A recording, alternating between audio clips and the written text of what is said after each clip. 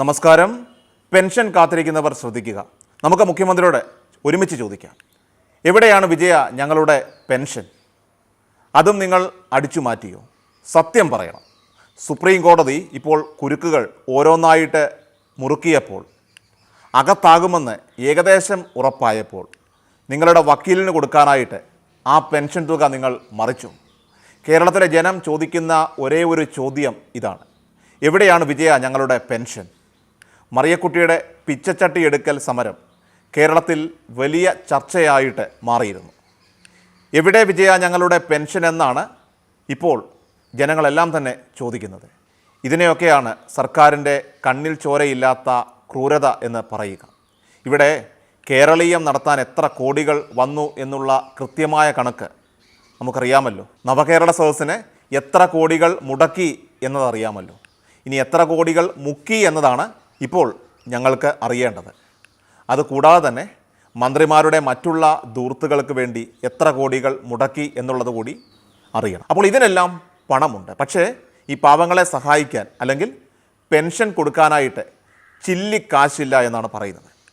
ഇനിയൊരു തവണ കൂടി തീർച്ചയായിട്ടും ഈ സർക്കാർ അധികാരത്തിൽ വന്നാൽ നന്നായിരിക്കും. അങ്ങനെ നമുക്ക് ഇവിടം ഭരിച്ച് മുടിപ്പിക്കാൻ സാധിക്കും എന്നുള്ളത് ഉറപ്പാണ്. അധികാരത്തിലേറിയതിനു ശേഷം എന്താണ് ഈ അധികാരത്തിലേറുന്നവരുടെ ധർമ്മമെന്ന് മറക്കുന്ന അധികാരികളാണ് ഇപ്പോൾ നമ്മുടെ കേരളം ഭരിച്ചുകൊണ്ടിരിക്കുന്നത്. സ്വന്തം കുടുംബത്തിൻ്റെ ക്ഷേമത്തിനും മകനും മകൾക്കും ബന്ധുക്കൾക്കും ഉള്ളതെല്ലാം ഇത്തരത്തിൽ ഊറ്റിയെടുക്കും. ജനങ്ങളെ സേവിക്കണം എന്നുള്ളത് അവിടെ മറക്കും. അത്തരം ചിന്താഗതിയുള്ള അധികാരികളുടെ ഒരു നാട്ടിലാണ് ഇപ്പോൾ നമ്മൾ ജീവിക്കുന്നത്. എന്നിട്ടോ വോട്ട് ചെയ്ത് ജയിപ്പിച്ചു വിട്ട ജനത്തെ കാണുമ്പോൾ പരമ പുച്ഛം. ഒരു സാധാരണക്കാരൻ ഇന്ന് കേരളത്തിൻ്റെ മുഖ്യമന്ത്രിയെ നേരിൽ കണ്ട് തൻ്റെ പ്രശ്നങ്ങൾ അവതരിപ്പിക്കുവാനായിട്ട് ഇന്ന് സാധിക്കുമോ? സാധിക്കത്തില്ല. എന്നാൽ മുൻ മുഖ്യമന്ത്രി ഉമ്മൻചാണ്ടി അങ്ങനെയല്ലായിരുന്നു. അതിന് നന്ദി സൂചകമാണ് കേരളത്തിലെ ജനങ്ങൾ അദ്ദേഹത്തിന് കൊടുത്ത അന്ത്യ യാത്രാമൊഴി. പക്ഷേ ഇപ്പോഴത്തെ മുഖ്യമന്ത്രി അങ്ങനെയല്ല. ജനങ്ങളെ കാണാൻ പോലും മുഖ്യന് പേടിയാണ്. ഇങ്ങനെയൊക്കെ ദൂർത്തടിച്ചും അതുപോലെ തന്നെ കട്ടും മുക്കിയും കേരളത്തെ കുട്ടിച്ചോറാക്കുക. അപ്പോഴും ഇങ്ങനെയുള്ള ഈ പെൻഷൻ തുക മാത്രം വാങ്ങി ജീവിതം മുന്നോട്ട് കൊണ്ടുപോകുന്ന അച്ഛന്മാരും അതുപോലെ തന്നെ അമ്മമാരും എന്ത് ചെയ്യണം എന്നുള്ളത് കൂടി പറഞ്ഞു തന്നാൽ നന്നായിരിക്കും. എൻ്റെ ഒരു അഭിപ്രായത്തിൽ പറയുകയാണെങ്കിൽ ഈ സർക്കാർ തന്നെ ഇനിയും അധികാരത്തിൽ വരേണ്ടത് അത്യാവശ്യമാണ്. ബാക്കിയുള്ളത് കൂടി അങ്ങ് ഭരിച്ച് നശിപ്പിക്കട്ടെ. അപ്പോഴേ ഈ ബുദ്ധിയില്ലാത്ത കേരളത്തിലെ ജനം മാറ്റി ചിന്തിക്കുകയുള്ളൂ. ബജറ്റിൽ ക്ഷേമ പെൻഷൻ വർദ്ധിപ്പിക്കുമെന്നായിരുന്നു ജനങ്ങളുടെ പ്രതീക്ഷയെങ്കിലും പെൻഷൻ വർദ്ധിപ്പിക്കില്ലെന്ന് ധനമന്ത്രി പറയുകയുണ്ടായി. ക്ഷേമ പെൻഷൻ കൃത്യമായിട്ട് കൊടുക്കുമെന്നും ഇപ്പോഴുള്ള കുടിശ്ശിക കൊടുത്തു തീർക്കാനായിട്ട് നടപടിയെടുക്കുമെന്നും മാത്രമാണ് മന്ത്രി നൽകിയിരിക്കുന്ന വാഗ്ദാനം. നിറവേറ്റിയിട്ടില്ല. അപ്പോൾ ഈ സംസ്ഥാനത്തെ 62 ലക്ഷത്തോളം ആളുകൾക്ക് പെൻഷൻ നൽകുന്നതിനായിട്ട് പ്രതിവർഷം 9,000 കോടി രൂപ വേണ്ടി വരുന്നുണ്ടെന്നും കേന്ദ്ര സർക്കാർ നാമമാത്രമായിട്ടുള്ള തുക മാത്രമാണ് ഇതിനായിട്ട് നൽകുന്നതെന്നും അത് യഥാസമയം കിട്ടാറില്ലെന്നുമാണ് ധനമന്ത്രി പറഞ്ഞ് കൈയൊഴിയുന്നത്. അധ്വാനിക്കാനായിട്ട് ആരോഗ്യം അനുവദിക്കാത്തവർക്ക് ആശ്രയമാണ് ഇത്തരത്തിലുള്ള പെൻഷനും അതുപോലെ തന്നെ മറ്റ് ആനുകൂല്യങ്ങളും. എന്നാൽ ഈ സർക്കാരിൻ്റെ പിടിപ്പ് കേടുകൊണ്ട് മലയാളികൾക്ക് പെൻഷൻ ഇപ്പോൾ കിട്ടാക്കനിയാണ്.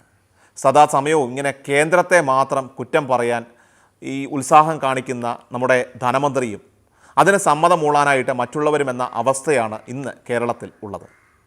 വാർദ്ധക്യകാല പെൻഷൻ ലഭിക്കാത്തതിനെ തുടർന്ന് 90 വയസ്സുകാരിയായിട്ടുള്ള ഒരു അമ്മ ഇന്നലെ റോഡരികിൽ കസേരയിട്ടിരുന്നു കൊണ്ട് പ്രതിഷേധിക്കുന്ന ഒരു ചിത്രമാണ് സോഷ്യൽ മീഡിയകളിൽ ഇപ്പോൾ നിറയുന്നത്.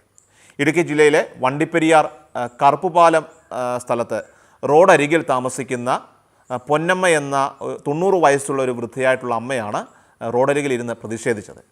ഏകദേശം 2 മണിക്കൂറോളമാണ് ഈ ഒരു പ്രതിഷേധം നീണ്ടുനിന്നത്. ജീവിക്കാൻ വകയില്ലെന്ന കാരണം ചൂണ്ടിക്കാട്ടിയായിരുന്നു പൊന്നമ്മയുടെ വേറിട്ട സമരമുറ. കൂലിപ്പണിക്കാരനായിട്ടുള്ള മകൻ്റെ ആശ്രയത്തിൽ കഴിയുന്ന ഈ പൊന്നമ്മയ്ക്ക് ഇതല്ലാതെ വേറെ മാർഗമില്ലായിരുന്നു. മറിയക്കുട്ടിയും പൊന്നമ്മയും മാത്രമല്ല, ഇതുപോലെ ഒരുപാട് അമ്മമാരാണ് അല്ലെങ്കിൽ അച്ഛന്മാരാണ് ഇത്തരത്തിൽ സർക്കാരിൻ്റെ അനാസ്ഥ മൂലം ഇങ്ങനെ മരുന്ന് വാങ്ങാനും അല്ലെങ്കിൽ ഭക്ഷണ സാധനങ്ങൾ വാങ്ങാനും ഇങ്ങനെ പണമില്ലാതെ ഇപ്പോൾ കഷ്ടപ്പെടുന്നത്. ഇത്തരം സമരത്തിനെതിരായിട്ടുള്ള ഒളിയമ്പുകൾ ബജറ്റിൽ ഉണ്ടായിരുന്നു. പക്ഷേ ഹൈക്കോടതി വരെ മറിയക്കുട്ടി ഇവിടുത്തെ VIP ആണെന്ന് പറഞ്ഞതോടെ സർക്കാരിന് ഒരു നിൽക്കക്കള്ളിയില്ലാത്ത അവസ്ഥയാണ്. പിന്നെ ഉണ്ടായിരുന്ന വഴി അവരെ പൊതുസമൂഹത്തിൽ എത്രത്തോളം നാണം കെടുത്താം എന്നതായിരുന്നു. അതിന് യാതൊരു മടിയും ഈ കമ്മിക്കൂട്ടങ്ങളാകട്ടെ കാണിച്ചില്ല. ഇപ്പോഴിതാ മറ്റൊരു ഇരയെ കൂടി ഇപ്പോൾ കിട്ടിയിരിക്കുകയാണ് സർക്കാരിന്. വീണ്ടും സാമൂഹ്യ സുരക്ഷാ പെൻഷനിൽ സംസ്ഥാന സർക്കാരിനെ വെട്ടിലാക്കിയ ഒരു സമരമാണ് അരങ്ങേറിയിരിക്കുന്നത്. ഇത്തരത്തിലൊരു സമരം അരങ്ങേറുമ്പോൾ കേന്ദ്ര സർക്കാരിനെതിരെ മുഖ്യമന്ത്രി പിണറായി വിജയൻ അങ്ങ് ഡൽഹിയിൽ സമരത്തിന് പോയിരിക്കുകയാണ്. റോഡിലിരുന്ന് പ്രതിഷേധിക്കുന്നത് അറിഞ്ഞ പോലീസാകട്ടെ പൊന്നമ്മയെ അനുനയിപ്പിച്ചാണ് തിരിച്ചു കൊണ്ടുപോയത്. വണ്ടിപ്പെരിയാർ പോലീസ് എത്തിയാണ് പൊന്നമ്മയെ അനുനയിപ്പിച്ചത്. 5 മാസമായിട്ട് പെൻഷൻ കിട്ടുന്നില്ലെന്നാണ് പൊന്നമ്മയുടെ മകൻ പറയുന്നത്. കിടപ്പ് രോഗിയായിട്ടും വീട്ടിൽ വന്ന് മസ്റ്ററിങ് പോലെയുള്ള നടപടി പോലും എടുത്തിട്ടില്ല എന്നുമാണ് മകൻ പറയുന്നത്. അപ്പോൾ ഈ സമയം മുഖ്യമന്ത്രി ഡൽഹിയിൽ കേന്ദ്ര സർക്കാരിനെതിരെ സമരത്തിൻ്റെ മുന്നൊരുക്കത്തിലായിരുന്നു. പൊന്നമ്മ ഉൾപ്പെടുന്ന 62 ലക്ഷത്തോളം വരുന്ന ആളുകൾക്ക് പെൻഷൻ ലഭിച്ചിട്ട് 5 മാസമായി. 5 മാസമായി വണ്ടിപ്പെരിയാർ സ്വദേശിനി പൊന്നമ്മയ്ക്ക് പെൻഷൻ ലഭിച്ചിട്ട്. ഒരാൾ മാത്രമല്ല, ലക്ഷക്കണക്കിന് ആളുകളാണ് നിങ്ങളോട് ചോദിക്കുന്നത്, ഇവിടെ വിജയ ഞങ്ങളുടെ പെൻഷൻ? മറുപടി ഉടൻ വേണം. കൃഷൽ മീഡിയ എല്ലാ ദിവസവും വാർത്തകളും അറിയിപ്പുകളും ലഭിക്കുന്നതിനായി ചാനൽ സബ്സ്ക്രൈബ് ചെയ്യുക. വീഡിയോയുടെ നോട്ടിഫിക്കേഷൻ ഉടൻ ലഭിക്കുന്നതിനായി ബെല്ലൈക്കൺ അമർത്തുക.